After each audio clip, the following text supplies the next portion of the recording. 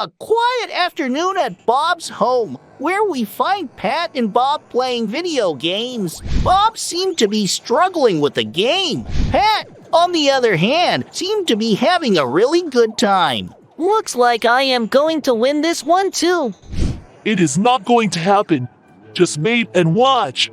Alas, Bob still lost. This made Bob very angry, and in his anger, he hit the table, which caused the glass of juice on it to fall to the ground. Did you really think no one could play better than you? Bob's mother enters the room and sees the spilled juice on the ground. What happened here? I don't know. We were just playing. The glass just fell on its own. Sure. It was the table that toppled the glass, right? All right, playtime is over. You have a test tomorrow, so you better study hard for it. I already know everything. I will study before going to bed. Right now, I want to play more games. We find ourselves at school the next day, where Bob is feeling pretty confident as the teacher distributes the quiz paper to everyone. I know everything. The quiz will be super easy. The next day, the teacher handed the quiz back to Bob. The quiz had a big F on it. Bob seemed surprised that he had failed the quiz. What? How? I thought I knew everything and would easily ace the quiz. Him? Would you like to share how much you studied for the quiz? Bob starts to feel nervous, and he looks at Pat to get an idea of what to do. Pat signals him to tell the truth. I am ashamed to admit that I did not study much. I spent the whole of yesterday playing video games. Him? I see. It's okay. You admitted your mistake, which takes bravery. Don't worry. I will guide you on how you can study for the next quiz. Hearing what the teacher had to say made Bob feel happy and relieved. We find Bob focused on his studies, but he seems sad. I wish I had listened to Mom and had studied for the quiz when she told me to. Pat skips into the room with a mischievous expression on his face. Looks like someone learned their lesson. Yes, I should have studied for the quiz, but I have learned my lesson and will do better in the future. Also, I am no longer afraid to admit my mistakes and speak the truth. Okay, I get it. Admitting your mistake and then working on learning from it is the real lesson. Bob smiles and feels proud of himself.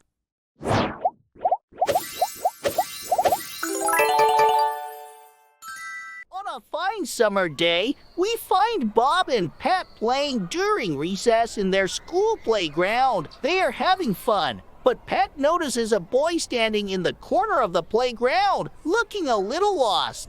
Pat tried to remember if he'd seen the boy at school before, but it seemed the boy was new. Bob, that boy over there seems like he's new. Do you think we should call him over to play with us? He seems he is alone. I don't think there is any need to invite him to our game. Bob, no, that's not right. Don't you remember when you were new and I became your first friend before anyone else? Now, think about how hard it would have been if I had not done that. You know what? You are right. We should totally help make new friends at school. Pat and Bob make their way towards the new boy and ask him if he wants to play with them. The boy's face lit up with a smile after hearing the offer, and he joined Pat and Bob in their game. Pat and Bob were surprised to see that their new friend was really good at football. He even taught them new ways to score a goal. But all things eventually come to an end, and so did the time for recess. See, Bob, making new friends is good for everyone.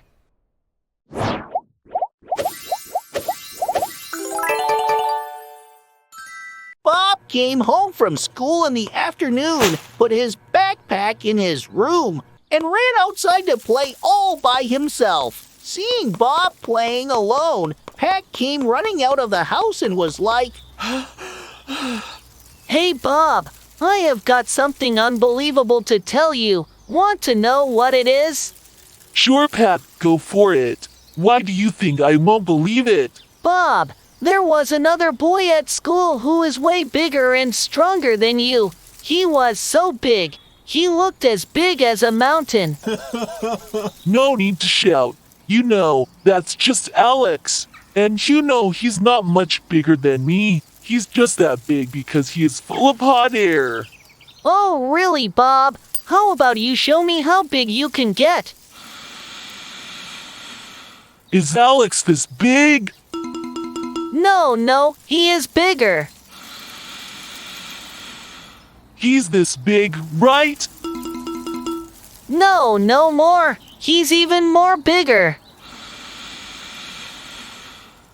Okay, not more than this, right? as soon as the words left his mouth, Bob deflated like a balloon and flew away. Alex was bigger, but he could not fly like you, Bob. Kids, the lesson we learn from this is that arrogance comes before decline. Stay happy as you are, because those who are arrogant never stay happy.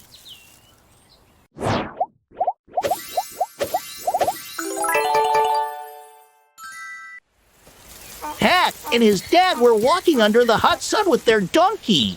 Dad, it's really hot. I'm thirsty.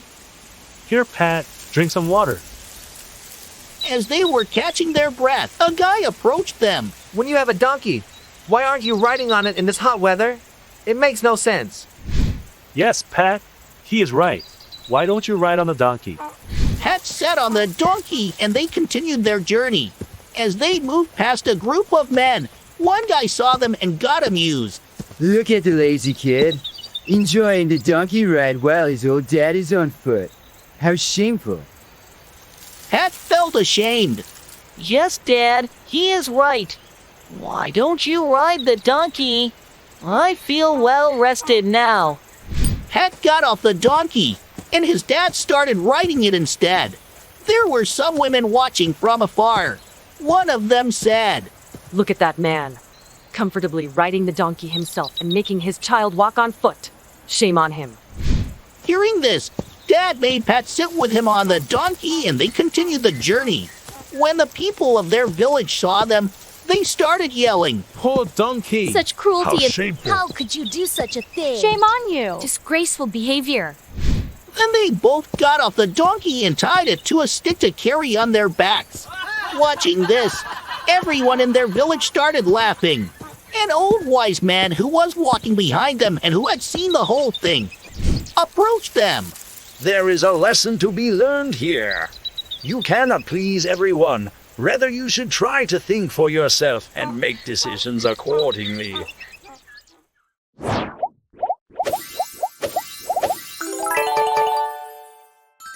Another day, another adventure with Bob and Pat. Today, we find Bob and Pat happily sitting in the school bus, which is taking them on their field trip to the forest.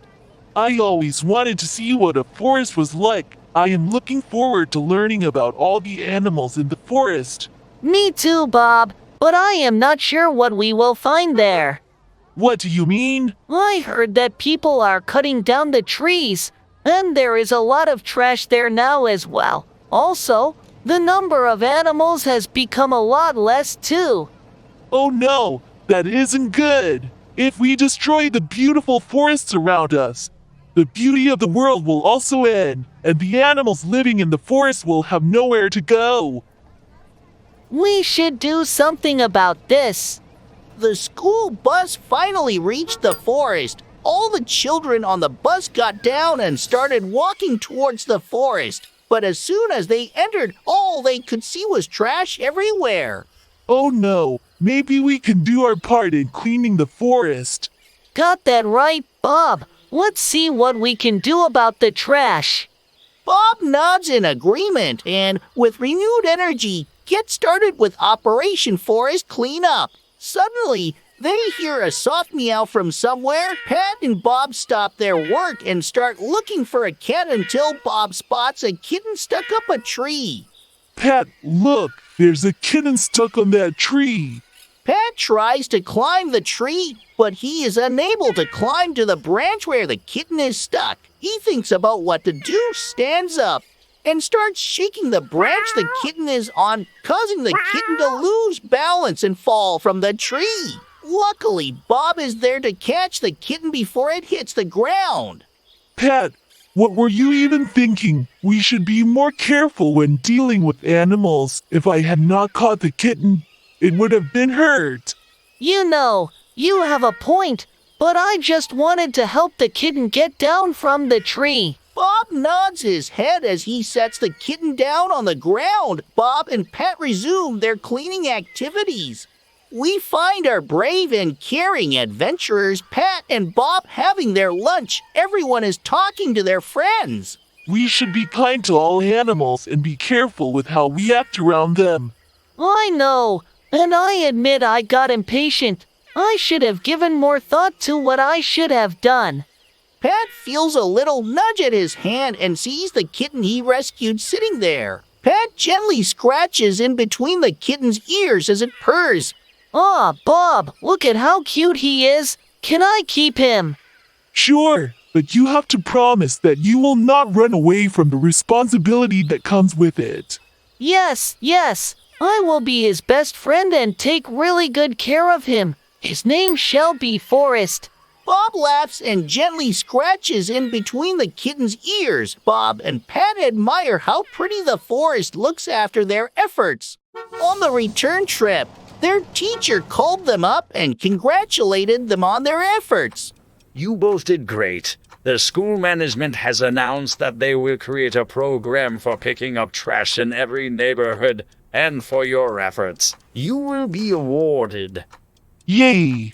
That's wonderful. Soon, the entire city will be clean and beautiful. Hearing Pat's words, everyone smiles.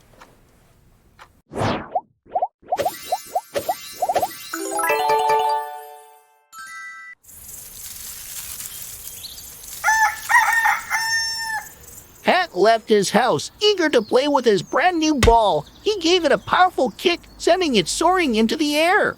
Wow, this ball is fantastic. I'm going to be the next Messi.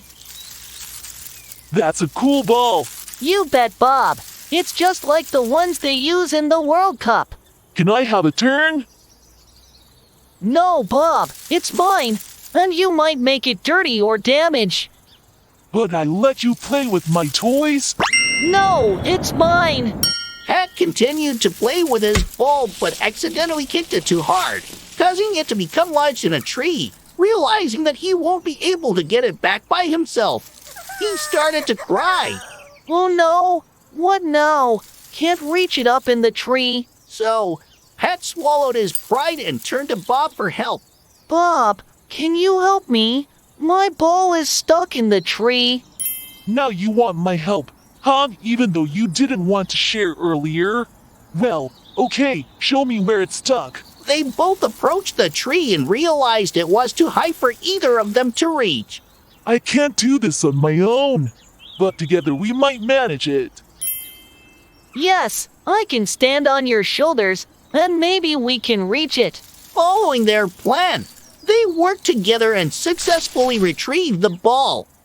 See, it's important to share with your friends because they're the ones who come through for you in the end.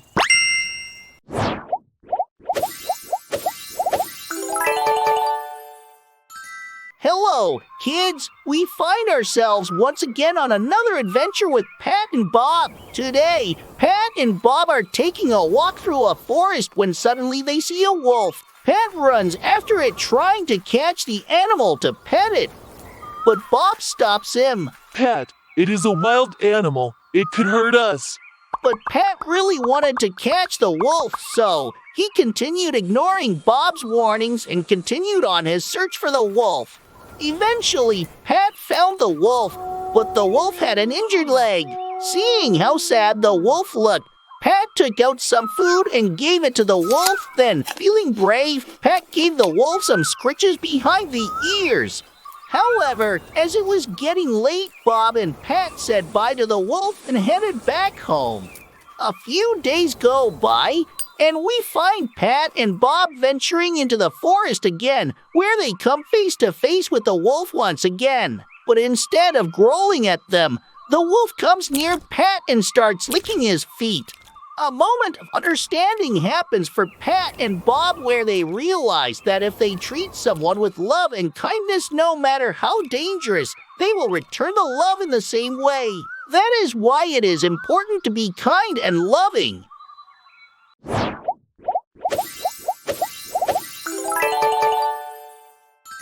A lovely evening in the park and another adventure awaits Bob and Pat. What will they learn today? Bob looked at Pat like he wanted to have a little debate and said, Pat, my man, I am telling you strength triumphs over intelligence.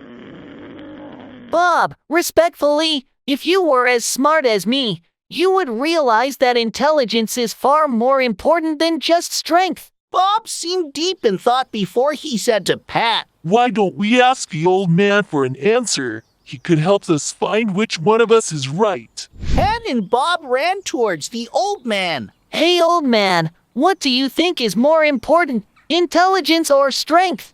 The old man seemed to ponder over the question. He looked at the kids and said, Well, if you want an answer, you need to do something first. You see that hill over there? Behind it, you'll find a tree with apples. Bring me apples, and I will answer your question.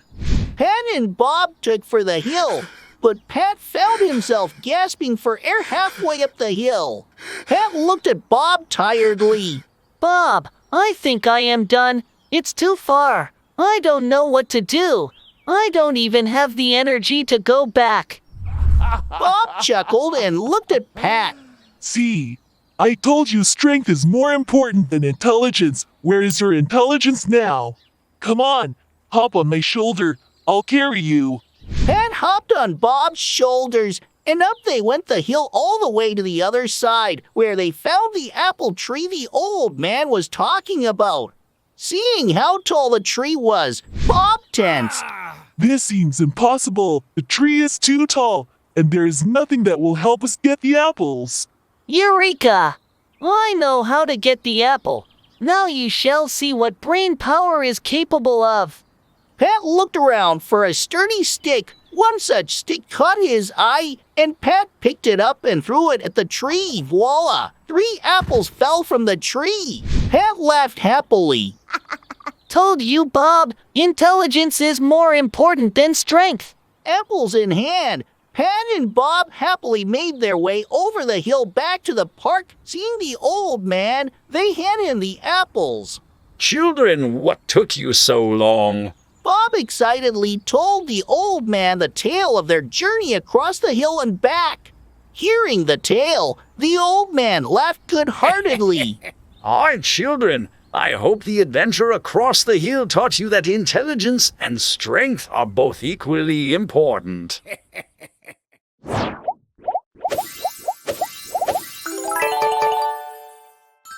Hello, kids! Today, we find Pat and Bob sitting under a tree after school, chilling and having a chat about random things as they usually do most evenings.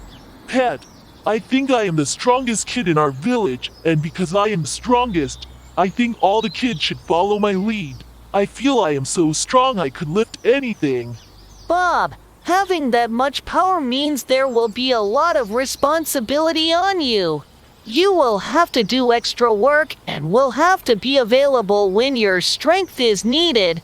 Bob seemed dismissive of what Pat had to say. Don't worry, Pat.